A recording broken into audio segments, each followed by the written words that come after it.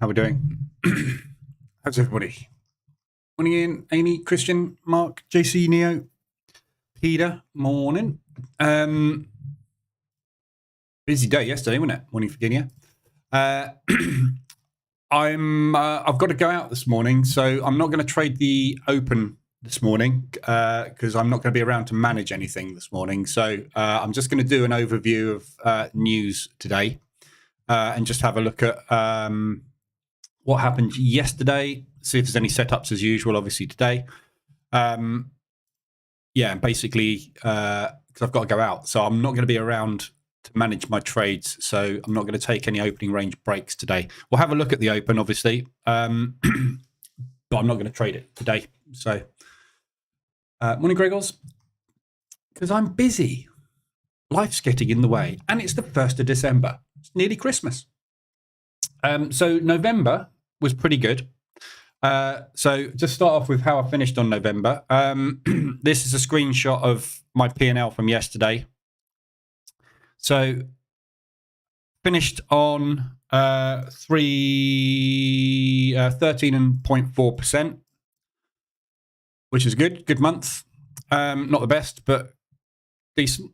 3% in drawdown, so all manageable.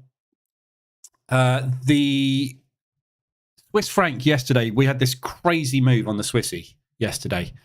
Well, the market just went crazy yesterday, basically. US dollar had a big whipsaw, the Canadian dollar, the Swiss franc, everything just went nuts yesterday. It's quite often end of month is reporting. So what a lot of the banks and institutions will do is they will get flat or get out of positions and balance the books, basically, because obviously they get paid commissions on performance, so you get a lot of big movement to please shareholders, etc., etc. So end of month sometimes is like that, and as you can see from the Swiss franc pairs, it was just a move to get things done and then back to where we started again. So it was just a massive whipsaw. Oil had a big move yesterday off of OPEC. They couldn't come to any agreements on OPEC yesterday for production, so oil sold off again. OPEC are desperate to rally the oil price, but can't do it. They can't get any agreements. They have come to an agreement, but it's not what they wanted. So negative oil again. There's no way we're getting to that $100 a barrel by Christmas that we were promised, are we? So we are not getting up there. So yeah, we'll see what happens with oil. But so yeah, big days yesterday. So I just wanted to just quickly go through, because a few people have asked me about what I did yesterday on the Swissy, and I wasn't the only one, which is really good to see. Some people in Telegram saying that they took aggressive drawdown control positions on the Swiss franc yesterday down there, which I did also.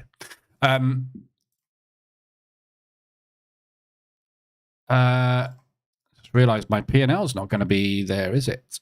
Let's go there. So with the Swiss yesterday, $7 rebate. Thanks, Forex. I took an aggressive drawdown control position on the CAD Swiss yesterday and the US dollar Swiss. So basically, as you can see from the P&L, this section, where are we? 5 minutes to the open. There. So that's yesterday. So I took a 10 lot CAD Swiss long. So basically, at the time this push down happened yesterday, I got out of that aggressive drawdown control position at a loss with 1%. As the market pushed down and then pushed back up again, I re-entered the aggressive drawdown control position and exited it there and used that to do drawdown control. So I entered a 10 on the CAD Swiss and I entered a 5 on the US dollar Swiss. So basically, it was 100% aggressive drawdown control. So when I talk about aggressive drawdown control in the bootcamp, I talk about using a percentage of your actual drawdown. Yeah. So lot size rather. So with US dollar Swiss, for example, now I'm on 4.32 lots long. You can use any amount of that when you do aggressive drawdown control. I often start off with a 50%. And if the 50% works, fantastic. If it doesn't, then I'll have a look at maybe doing another 50%. And if that doesn't work, then I will get another aggressive drawdown control. And that's when I tend to enlarge the size. Because if you do aggressive drawdown control, typically it's when you are very, very, very, very extended. And the odds of the pullback are much, much, much higher. So that's the whole point of aggressive drawdown control. It's squeezed to such a point where you thought it was extended there. You thought it was extended there. Now it's really extended. The chances of it pinging back are harder. Are bigger. So I took a 5 on the US dollar Swiss because I had 5 on at the time, and I had just about 10 on CAD Swiss at the time. So as you can see, it's brought my CAD Swiss that I was in drawdown on yesterday back to break even, and US dollar Swiss is in 1.5. So I just wanted to cover what I did yesterday because I wasn't the only one that did it, which is really good, which means that people are acting on their own, doing their own aggressive drawdown control off their own back and not waiting for me to do it. Learning. So really good. So that move there, you can see on the CAD Swiss, for example, that was the aggressive entry there. I got out of the aggressive as we pushed up on that V-shaped recovery, and I did DD control. I took that one off completely, took that one off completely. I took that one off completely. And I took that one off completely. So that's gone, that's gone, that's gone, that's gone. Yeah, so I'm left now with that position and that position. I've got 2 left on. My average is basically there, so I'm at break even. If we get a tiny push today, I'm out and done.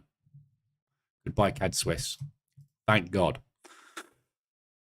Not religious, but thank the Forex gods. So Swiss franc, no idea what's going to happen to this today.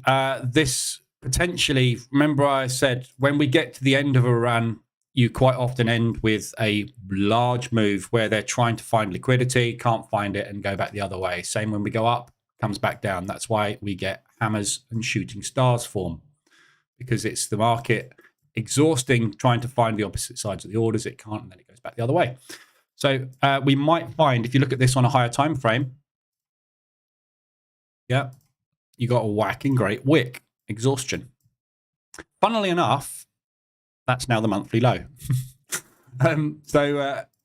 Yeah, we'll see where we go from here. We could rally now on the Swissy, miles and miles and miles away. Let's quickly look at the DAX. So the DAX is a gap up today.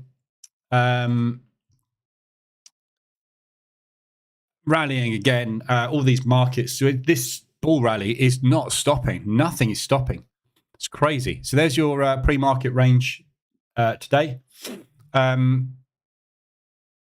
Upside, there isn't one. Those are your 2 upside targets, which are the ones that we identified from ages ago. No, they're not. Sorry, that must be from another instrument. So our upside targets on the DAX, now that the gap fill is complete, because we've basically completed the gap fill, which is there. So your upside target on the DAX is all the way up above 225 ADR. So there's nothing to the upside really to stop you today. So if this, as it has, broken long, this could go forever. Downside target, very obvious. It's going to be the gap fill to start off with. That's the previous day's high or low? High, isn't it? Yeah, so that's your previous day's high there. That's within ADR. So there is potential, obviously, for that to act as it has previously as a support. So downside target there and there initially within ADR. Upside target, the moon. Absolutely the moon. US, another big, massive update today. Yesterday, this thing just did not stop. S&P, we got the V-shaped recovery on the S&P, so ended up bullish. NASDAQ, same. And NASDAQ actually closed down. So a little bit different on the NASDAQ to the S&P and the Dow, which again throws another spanner in the works. Total divergence across all the indices. Very, very odd day yesterday. I think you're just about to get a 2R on that. You took the opening range break today. That's bloody typical, isn't it? The one day I can't manage it, we get a clean break to 2R, look. This market doesn't like me. Yesterday, I ended up with 3.5 or 3.4, I think it was, loss yesterday to end the month. So I ended up positive on the month with the stock index hedge strategy, but 50% of the profit vanished yesterday. Terrible. Morning all. Colonel Pinecone, audio gone? No? Audio's still there? Well, my audio is still broadcasting. Whether you can hear me or not, I don't know. So there you go, 2R. If you're in the DAX, you've had a 2R break this morning. Well done. Typical. Couldn't make it up. After what they did to me yesterday, not getting that is just put the icing on the cake for me today. I shall not be talking to the indices. Afternoon, morning, everybody. I haven't said morning to. Just having a look at the US dollar Swiss. Yep, so US dollar Swiss, obviously, same thing. This could go either way today. So looking at the news today, we've got the GDP for the Swissy coming out at the open. Didn't look at that. 0.3 positive GDP for the Swiss. That's bullish euro, but we'll see if we get any movement on that. Have a look at what the Swissy's up to. Not a lot. That's fine. So today's main news is 1:30 this afternoon. We've got Lagarde speaking this morning. That might be a mover this morning. We've had a lot of negative talk on euro with the rates coming down before May. So that basically, she might come out this morning and either confirm or deny any interest rate changes that have been sort of speculated. So we might get some movement out of that. I want to watch that 11:30 for the euro pairs. Main news today is the CAD unemployment rate forecast to go up. If that goes up, it's going to be negative Canadian dollar. We've got the PMIs for the US coming out half an hour after market open as well. Again, if those PMIs come out as negative, that'll be negative for the US dollar. So there's some further confirmation of what's going on with the US potentially this afternoon. That US dollar at the moment is an absolute mystery as to what that is doing. So we need some news, basically, ideally, to move this thing. So as you can see, there's just movement all over the place on the US at the minute. It's very, very difficult to pick a direction. DAX is re-pushing. Just put the 2R on there. It's really annoying not having the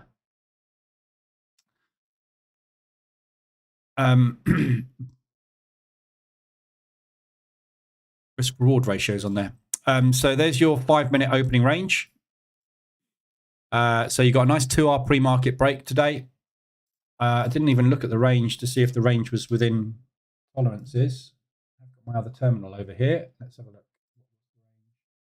Yeah, 102. So you would have taken it long, and it did hit 2R. Actually, it was a 10-minute break this morning.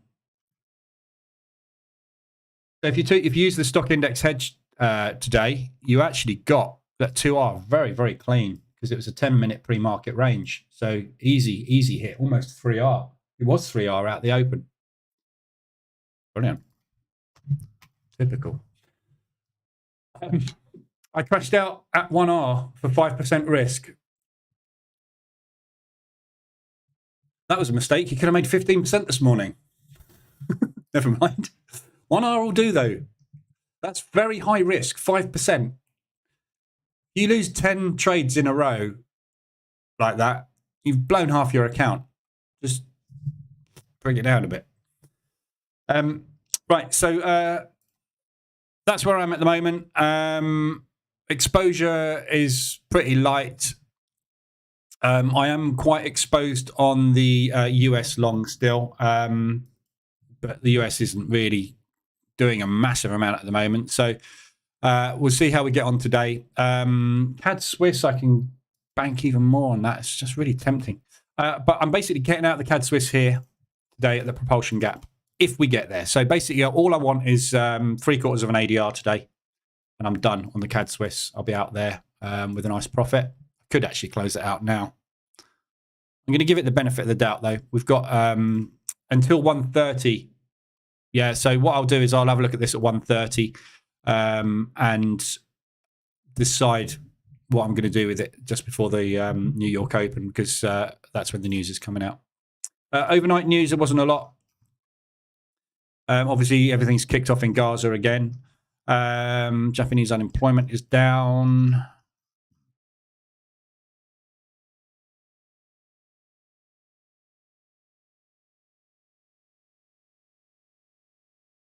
Russia to deepen voluntary oil export cuts. Again, trying to rally that price on oil. Have we fallen out of love with oil? Are we not going to use it anymore? I don't know. Right. So let's have a look at the Forex pairs. No ADRs today. So nothing to look at there. Obviously, weekly, it is Friday. A lot of these moves that are these weekly ranges will have been caused by what happened yesterday. So we had some big old moves, didn't we? So EuroCAD entered long with first position yesterday on the H1 RSI extension. That is the biggest one of the week. Huge move down there to 210. So that's well over 200 AWR rather. We're just tapping into previous levels. So this is a previous monthly high there. So this is an area basically of interest for potential bounce, looking to get out in that propulsion gap. I will be getting a second entry on this one, I think, this morning. 73, just about on the next 5-minute reversal alert, which is going to be there. Just measure that. Oh, sorry, the entry's there. Oh no, it's only 41.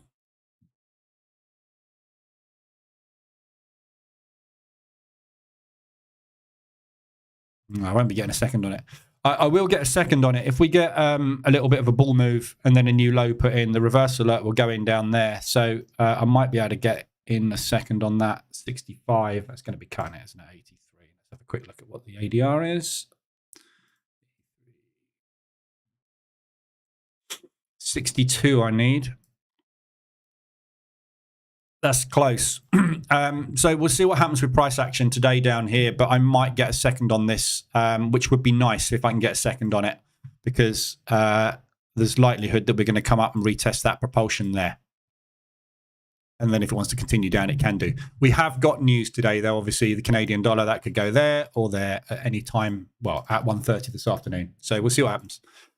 So there's lots of weeklies. It is Friday. It's the beginning of the month today, though, so we might get quite a lot of volume coming through today. It could go in either direction because obviously it is the beginning of the month. So we get people entering new monthly investment positions. They will trade off the monthlies. So you do get quite a lot of volume quite often on the beginning of the month. EuroCAD H1 RSI extension, obviously that is still extended. It's just about to trigger again on the 25. So that is just about to trigger there in the next hour, if that continues to be down here. That was the entry yesterday on that one, first long taken. Got out of all the shorts, obviously, on this one yesterday. So that was the short play off of that RSI extension. Took 3 positions. I took 1 off already, so that was a nice profit. So got out of all of that yesterday and now flip long. We're looking for a pullback on that leg. So your 4-hour RSI extensions are Aussie New Zealand. That's just coming out of extension now, so that's just going to deactivate that one. I got into this one on Wednesday, I think it was. Straight in, straight out on that news spike. That was a nice, easy in and out trade. Hasn't come up and filled this propulsion gap. This Australian dollar, I think, has got a lot more downside on it. That CPI figure, as we've seen with the US dollar, when the CPI figure drops that rapidly, it really puts in pressure on reducing interest rates faster, because what you don't want to do is have this inflation figure go negative. Yeah, a healthy inflation for a country is 2%. Yeah. That keeps your economy growing, your GDP growing. It keeps everybody spending. It does also allow you to pay interest on loans and savings, etc. So 2% is deemed healthy. That's what everybody's looking to get to, which is why everybody puts their money in the Swiss franc when there's trouble, because they are always pretty much bang on where you need to be. But if you look at the rate of decrease on some of these, like the pound, is coming down a bit fast. So you don't want to overshoot. What we don't want is that to suddenly drop down to 1% and then get to 0.5%, because that means you need to then go to the same problem as Japan's had, where you have to go into negative interest rates, which is just not happen, doesn't happen. But they will be very carefully watching the speed of drop. The Aussies are starting to drop fast, and the bigger you are, the harder you fall. So I think that Australian dollar, after the CPI number, is probably going to continue to stay weak or neutral. So unlikely we're going to get any big rallies out of it. So that is an H4 RSI extension. Even if it is going to come down, it will come down like that. Yeah, so you still got mean reversion opportunities, but ideally you want to be looking at support resistance areas for bounces. So that's not a great entry at the minute. It's just a little bit choppy down there, but probably will work out. EuroCAD we've looked at again, 4 hour, massive extension on that one. I'm in this one long now with first position. Lagarde could well shake this up today. DAX is pulling back, potentially going for the gap fill now. So if we're going to continue in a bull run, we'd be looking for a 24.72 bounce, which is between those moving averages. So this could be a perfect area for a pullback. Got two news events affecting this one today. We got Lagarde speaking at 11:30. 1:30, we got the Canadian unemployment rate. So this thing could go absolutely anywhere today. But at the moment, it's a long. It's down to below the 80. Anything that is extended above the 80 or below the 80 on the 4 hour RSI is usually a pretty safe bet. So, yeah, good looking long. Euro Swiss, that one, you couldn't have got into this yesterday very easily, as you can see. So, Euro Swiss, I'm in. I'm in a bit of an awkward position on this one now. So I've got two positions on this from the H1 RSI extension. So first entry was taken there. Second entry was yesterday. Obviously scaling into the position, looking for a push up into propulsion. Then that happened. But there wasn't a reversal alert I could get in on this way, on the way back up. So I'm actually stuck down here. I wasn't watching the Euro Swiss yesterday. I was watching the CAD Swiss and the US dollar Swiss, because those were in drawdown. What I should have done yesterday is manually taken another position there, because right now I would be, very, very close to break even on this, but I'm not. So it's not far away at the moment. If it continues to push down, I will be getting a third position on this one at some point today. I'm pretty sure I will get a third on this today. 25, that's half an ADR. It needs to push down, basically. I need it to come back down to here and then reverse. So kind of do that. But either way, if it just pushes up, that's fine. Not really particularly worried about it. But that is a 4 hour RSI extension. You wouldn't have got into it yesterday. There wasn't an entry off of that one because of that move. That was one of the fastest moves I've seen on the Swissy, I think, ever. It just... it just collapsed so fast, didn't it? It just was that break. If you'd have taken that, look at that beautiful break. Yeah, if you took a breakout on that range yesterday, it was just, there was no reason at all throughout this entire thing for you to get out of that trade. You just would have got the lot. And then you would have gone, right, I'm out. This is beauty. But yeah, just so fast, so fast. That just shows you the power the banks have got, isn't it, to manipulate price. So yeah, Euro Swiss, you couldn't have got in on that one. Euro Pound is also extended on the 4. To the downside, this is a beautiful double bottom area. We looked at this one yesterday for the double bottom bounce, which is that previous resistance and support.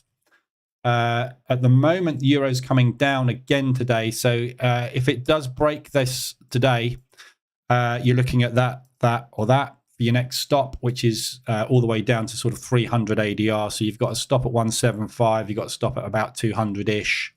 So see if this breaks today, but there's a good looking long opportunity for our mean reversion. This entire move is going to have a pullback at some point. That propulsion gap would be your target to the upside. But if it breaks that level, I mean, you've got a load of chop in here. It could bounce anywhere, but obviously when these propulsion gaps are complete, you're likely going to get a bounce anyway. So probably about another 125 ADR if it breaks that low and holds that low. So that's a nice looking long. Euro pound, very easy to trade. It just goes up and down all the time. So it really doesn't matter which direction you take on it. You'll get an exit within 2 to 3 positions 99% of the time. Euro New Zealand, very extended to the downside, coming down to a support as well. So that's a nice 4-hour RSI. You had an entry on it here. That failed and it's pushed down again. So now you've got divergence and a potential W pattern reversal going in with double bottom support to help you along the way. So that's a really nice looking long as well. You've had a reverse alert on that already this morning. Down there. So you've had a 15-minute reversal. There'll be a 5-minute reverse alert in there somewhere as well. So that was a nice trigger this morning. So if you were already in it from the extension here, that will be your second trade. Yeah, easy. It's 128 ADR. That's 150. So you will be in first entry there. That wouldn't have been an exit. Second entry there. Average is there. Looking for an exit somewhere in here. Could even get all the way back up to there. Yeah, going to break down 50% retracement. So that looks good. Euro New Zealand for a long. Bear in mind we got Lagarde talking today. She could easily rally that up. She could also tank it. Pound New Zealand, very, very similar to the Euro New Zealand, this one. Same sort of thing. Not quite as good divergence, not quite as extended. You still got that support coming up at 200 ADR. So if you do get into this, you probably would have been in there, maybe. That was a 25 extension. You might have got in on that. But yeah, again, you know, this thing's just not going anywhere. It's not a good thing to trade at the moment. Euro New Zealand, it's stuck fast. Sorry, Pound New Zealand. This is the pair that I used to trade. This was my bread and butter because it was 350, 400 ADR before COVID. It's 130. It's just completely lost its mojo. As everything has. I mean, ADRs are. I've never seen so many sub 100 pip ADRs. We've only got 4 pairs there now, 5 including US dollar yen, 6 including Swiss yen. I can't count. 1, 2, 3, 4, 5, 6, 7. So 7 out of 28 pairs now have got an ADR below 100. We used to, it wasn't much below 100. Something sub 100 used to be not very good to trade. Now nothing's good to trade. This market is totally different to what it was 3 years ago. But is what it is. This is why we use ADR, because it doesn't matter, does it? You're using a percentage of ADR. So it doesn't matter if the ADR is 10 or 1,000. You're using a percentage of that to get in and out of positions. This is why we use ADR. It doesn't matter how contracted or expanded the market is. ADR works all the time. Why we don't use pips. Why everybody with their little signal services using pips is no longer doing it because they've all gone bust. Can't reduce it. Can't reduce it. Crashed out at 1R for 5%. Can't reduce it. IC markets has a minimum 1 lot size. We'll stop using IC markets then. You can't trade on IC markets for that exact reason you just said. Yeah, they are forcing you to use 1 lot. They are forcing you to use high risk. Do not use them. They're an awful broker. Change. Pick anybody else. Any broker that uses micro lots. If a broker does not use micro lots in this day and age, you do not use them. They are a very, very, very small minority. The reason they do that is because they want you to over leverage, because they want your money. Don't use them. Doesn't matter how big they are. Big boys can bully little people around a lot. Dump shit. Vote with your feet. 5R on the FTSE. Wow. So DAX pulled back into propulsion. So the big flag we got there.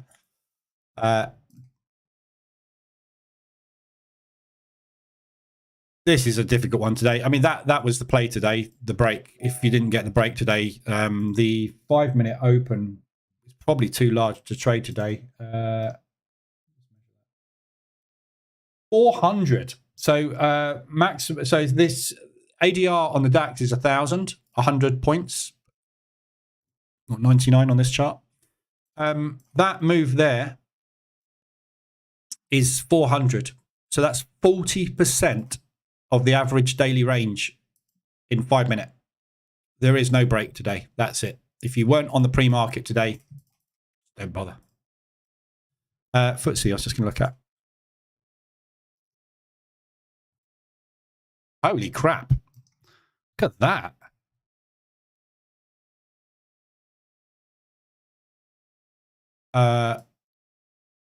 Wow. That's a big move. Look at that FTSE. I don't think I've got.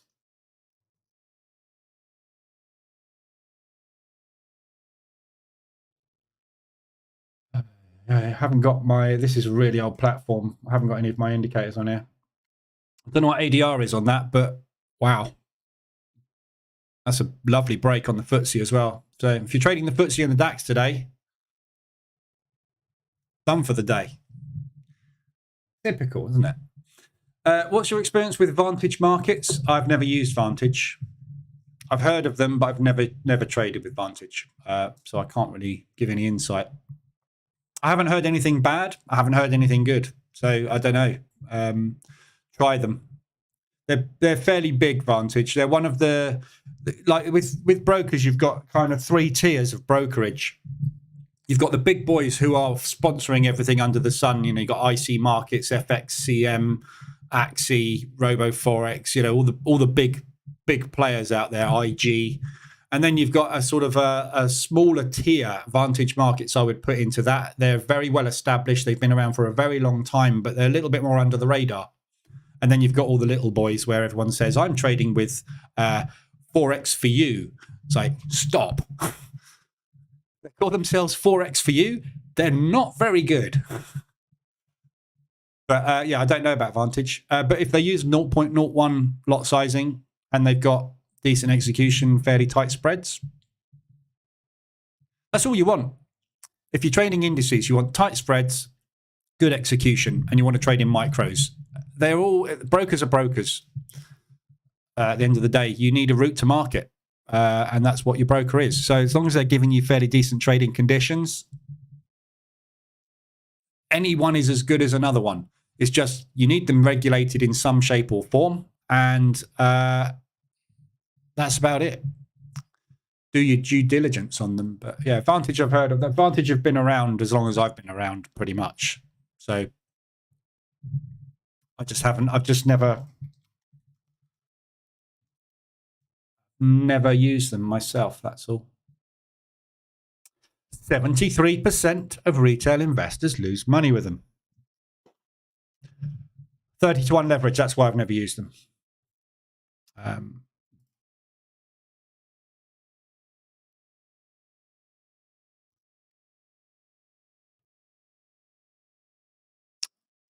Raw spreads.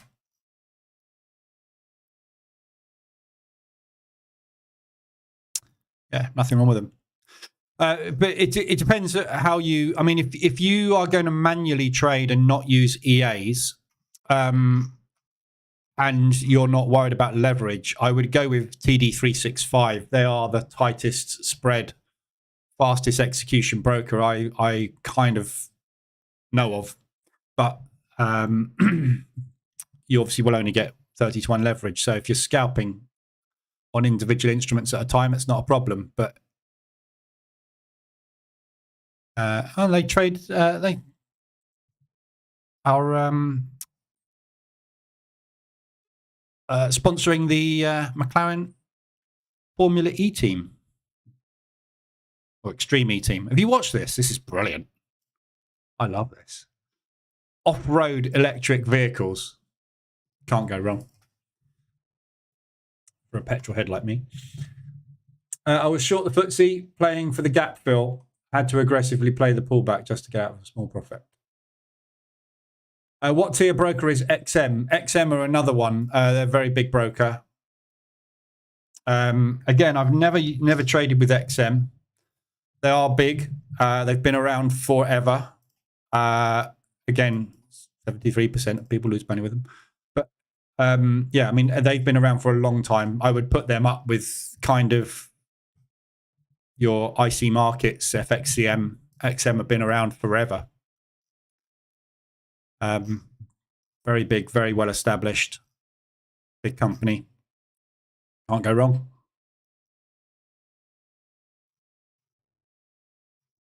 But I've just personally never traded with them. So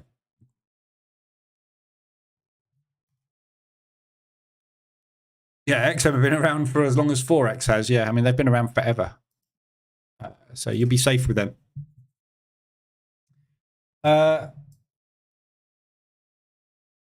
Real divergence on the US indices this morning. The Dow is coming down and the NASDAQ is rallying. So a lot of divergence going on in the US indices today. This market is very, I mean, yesterday's moves were just weird. Just weird yesterday. Everything took off.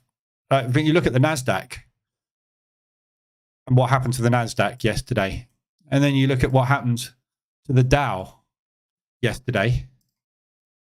I mean, it's just totally weird. We know they don't always stay in sync, but they always do something fairly similar. Yesterday, they were all over the place. When that FX move came in on the Swissy yesterday, just nuts. Market's nuts. If we're going to get this Santa rally, this thing, if we get a Santa rally from here, we're into 1st of December now. We've only got 2 weeks trading, maybe 3, for our Santa rally. If this thing rallies from here, this is probably going to go down as one of the biggest FX moves I've seen, most aggressive FX moves I've ever seen in the indices. This thing's just not stopping, is it? But typically what you would expect when you get that type of movement is for the US dollar to collapse. And the US dollar, you know, that's not a collapse, is it? It's coming down, but it's not, you know, this market's weird. It's been weird since COVID, but it's just getting weirder. But it doesn't matter, does it? If it goes up and down, we make money. That's all we need. Market movement. Evans, you use XM, yeah. Brokers are, if you want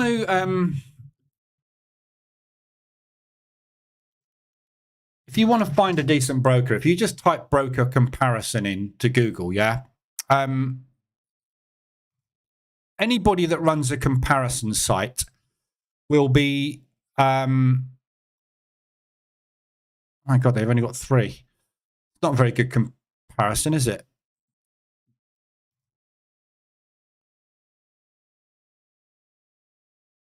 That's what a crappy comparison site. They got 4 brokers on it. It's not much of a comparison, is it? That's a sponsored ad. Sorry. Go past the adverts I was going to say and go to the organic results. Anybody that is in the list of these, you will find will be big, like Charles Schwab, XTB. These are all massive brokers. These are all affiliates. Yeah, so these will all be big regulated brokers. You should be safe with pretty much any of them at the end of the day. And as I'm flying past these are all big brokers. These are the guys that I would say fall into that lower tier. AJ Bell. They're not as big. They've been around for an awful long time, but they're nowhere near as big. So there's nothing wrong with them. It's just you got to try each of these brokers and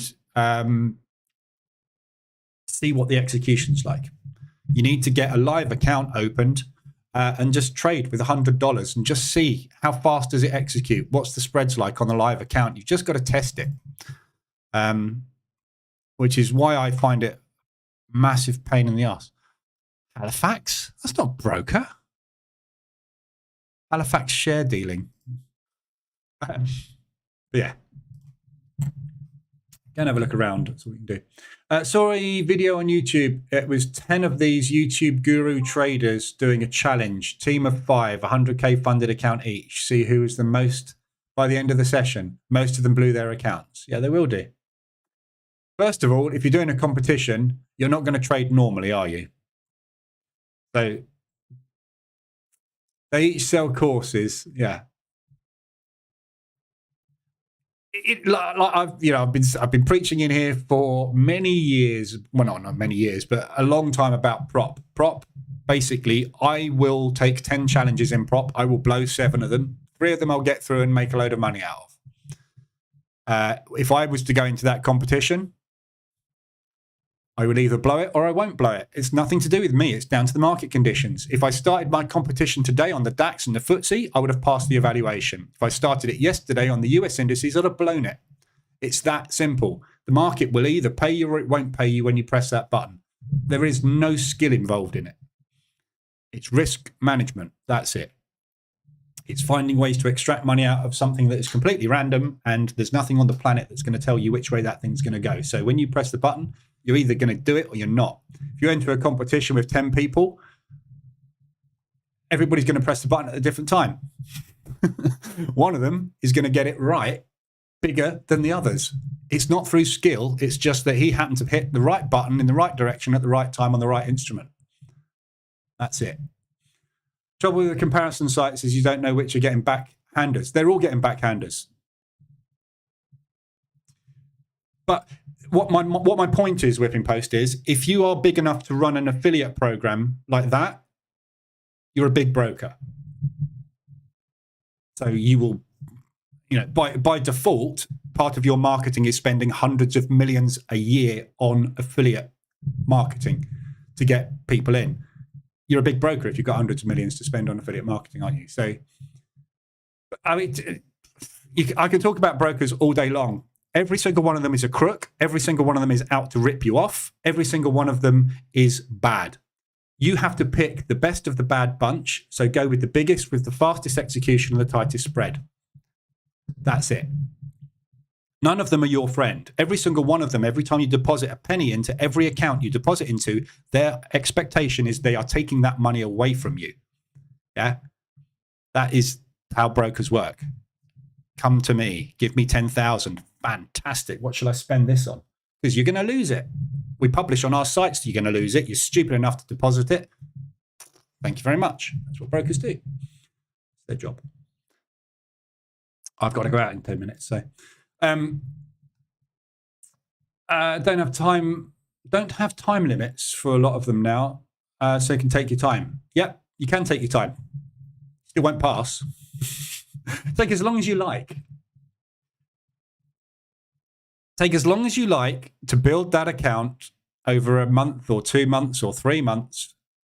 And then when your system or strategy fails because market conditions change, go back to square one. If that takes you 3 days or 3 months, which is better? Yeah. Less than 1% of people get through to funded stage to a payout. Less than 0.1% of the people that get through to funded stage at payout keep their account for 2 months or more. Published figures by prop firms.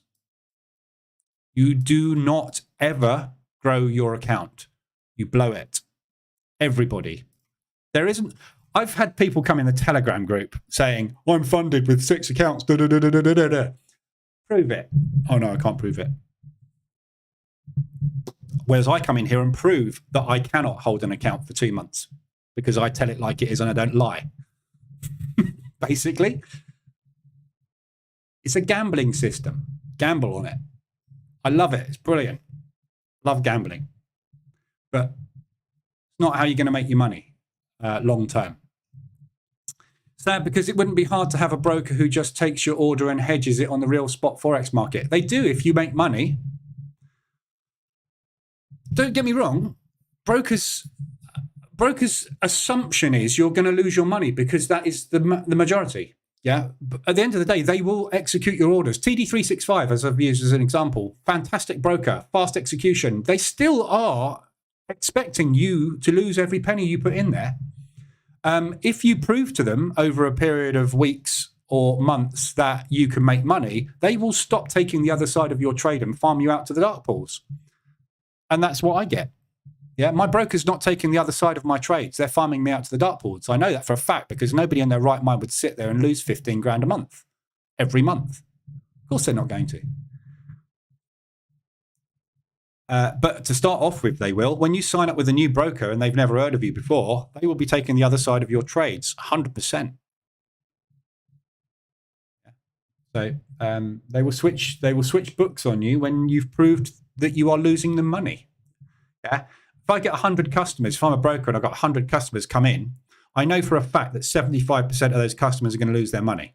So 75% of that, if someone deposits 100 grand with me, yeah, I'm getting 75 grand of that. That's fact. Yeah.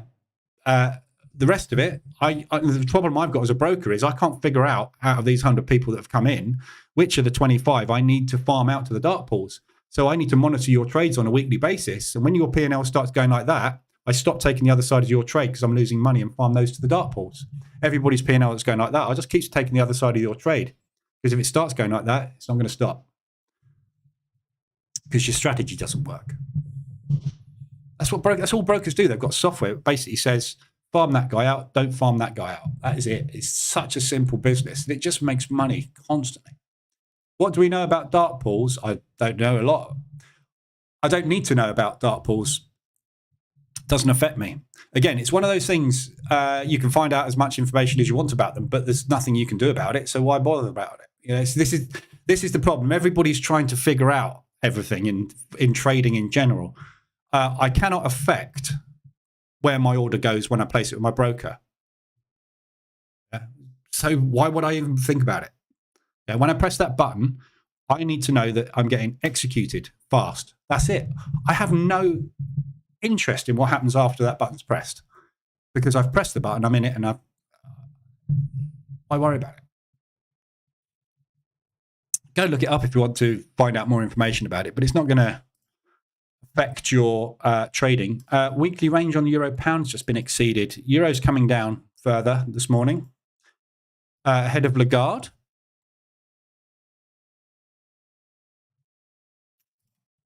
Yeah, it doesn't really matter. Worry about what you can affect, not what you can't. So the only possible way to earn money is risk management. Yeah, that's your job. They call us traders. Your job is a risk manager. Your job is to manage your account risk. That is your job. Every trader's job is risk management. That's all there is. No, think about it. Win rate of 50%, risk $50 to make at least 3-1. Why would you do that? Nobody. Go and watch the Bootcamp. Watch that. All of your questions will be answered.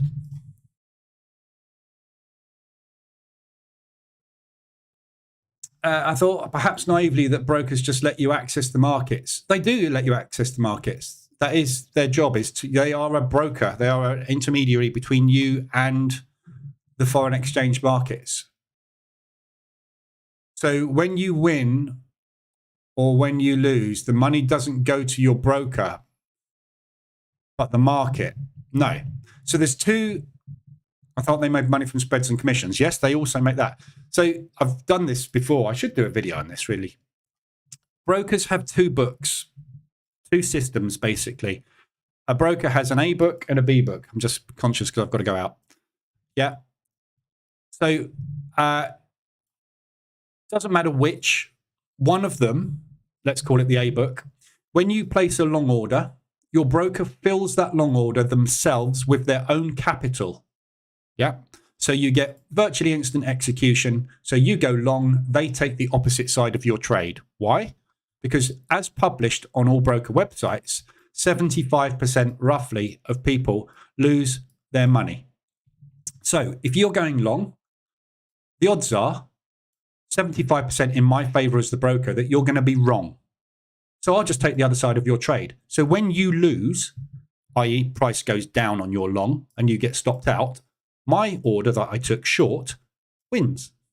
So I take your money away from you. Yeah. 75% of the time. It's published on the websites, as we just looked at, yeah? Go to any broker. By law in Europe, they have to publish 75.5% of retail investor accounts lose money with CFD trading with AXI. All brokers are the same. Yeah. So if that's the case, I'm going to take the opposite side of your trade. Now, if you prove to me that you can make money as a broker, I'm going to lose money, because if I take the other side of your trade and you continuously make money, my P&L goes down. So instead of taking the other side of your trade, I will move you over to the B-Book. And what I do with the B-Book customers is when you place that order to buy, it's instantly filled. And then we hedge that order out to someone else in the market. We take a commission and a spread. And if you hold it overnight, we take a swap as well. So every single trade you take with your broker, they make commission, if it's a commission-based account, spread, which there is always some kind of spread, and overnight swap, which is a loan taken out on your trade and interest charged on that loan. So that they make on every single button press. So their job is to make you press the buy or the sell button. Every time you press that button, they make money. If you get your trade wrong and you're on their A-Book, they make even more money. That's basically the broker's business model. So if 75% of my customers as a broker are going to lose their money, what have I got to do every month? Replace those 75% with new blood. Because he deposits £1,000, he loses £1,000. He stops trading, I need to replace him with somebody else that wants to start trading, which is why you will find them sponsoring football teams, Formula One teams, advertising banners over every trading website you could possibly find, because they are desperate to get people to just give them their money. Yeah, I got 10 grand in my account. If I put it in my broker's account, 75% of it's going to vanish. That's the statistics. That's what they publish. They're telling you up front, come to us, give us your 75%. What they're saying. And yet people continue to do it. And the problem is they see people like myself making money regularly doing this, and other people online, and they believe that it's because of a system or a strategy. It's not. It's because I know how to manage my risk of my account, and I know how the market moves up and down. I don't have any magic bullet, secret system, secret source, holy grail that I can offer, because there is no such thing, because you can't predict the future. This moves up and down at random. So how can I possibly know which way it's going? This euro US dollar this afternoon, Lagarde is talking at 11:30. We've got US PMI figures at 3 o'clock. This thing's going to move up or down on those two times based on what the market decides to do with the news event that they get given. I have absolutely no clue which way this is going, but I know how to extract money regardless of the direction. That's the difference. Everybody that's depositing, 75% of people depositing in their broker have just bought a course which told them to press the button, enter a stop loss in the market, and if the market doesn't go their way, get out of that trade and give their money to their broker. Why would you do that? That's what the bootcamp teaches you. Yeah, that's what you learn. Because I've been through every course, I've bought every system, I've looked at every indicator, and I can tell you now there isn't one that predicts the future. And the only way you can make money in this, it's like Back to the Future, yeah? If you had that sports almanac from 2023 and you could go back to 1970 with that sports almanac that had every single sports result for the last 30 years in it, you would become a millionaire. Right now, what have you got that can tell you what's going to happen with the chart this afternoon? Nothing. How can you possibly expect to have some kind of system or magic indicator that's going to tell you which way it's going to go? Doesn't exist. So you've got to find a way of getting money out of the market without using some special magic secret sauce. Position trading, because that's what the banks do. I thought they made money from spreads and commissions. Yeah, answer that one. Main difference between Hedge set file and the H1M5 HTF RSI on H1M5.